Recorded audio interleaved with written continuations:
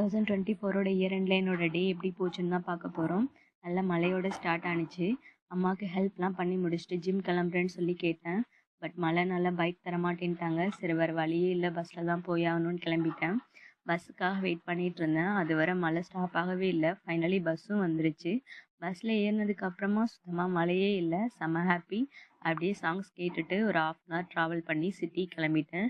ஏன்னா எங்கள் வில்லேஜில் வந்து அந்த மாதிரி ஃபெசிலிட்டிஸ் எதுவுமே கிடையாது.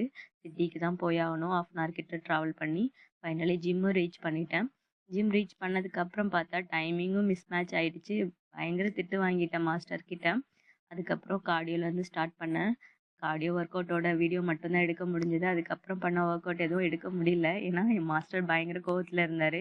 ஃபைனலி ஜிம் கம்ப்ளீட் பண்ணிவிட்டு அங்கே உள்ள அக்காவோட ஹெல்ப்போட அவங்க ஆட்டோலேயே வந்து பஸ் ஸ்டாண்டும் ரீச் ஆகிட்டேன். பஸ் ஸ்டாண்ட் ரீச் ஆனதுக்கப்புறம் பார்த்தா சுத்தமாக பஸ்ஸே வரல. ஒரு 1 hour வரை வெயிட் பண்ணுற மாதிரி இருந்தது. 1 hourக்கு அப்புறம் ஹோம் ரீச் ஆகிட்டு லஞ்ச்லாம் ப்ரிப்பேர் பண்ணி சாப்பிட்டேன் வித் வெஜ்ஜீஸோட. லஞ்ச் கம்ப்ளீட் பண்ணதுக்கப்புறம் ஒரு ஏபிசி ஜூஸ் ரெடி பண்ணி குடிச்சிட்டு ஸ்டோர் கிளம்பிட்டேன். ஏன்னா அப்பாவுக்கு ஒரு 7:30 வரை ஹெல்ப் பண்ணுவேன். 7:30க்கு அப்புறமா வீட்டுக்கு வந்துட்டு டின்னர் ரெடி பண்ணி சாப்பிட்டுட்டு டே கம்ப்ளீட் ஆயிரும். ஸோ அதுக்கப்புறம் ஒரு 10 o'clock போல் நான் தூங்க போயிடுவேன். ஸோ இப்படி தான் என்னோட 2024 வந்து கம்ப்ளீட் ஆனிச்சு. வித் லாட்ஸ் ஆஃப் லெசனோட 2025 என்னோட பெஸ்ட் இயராக இருக்கும்னு நம்புகிறேன். தேங்க்யூ.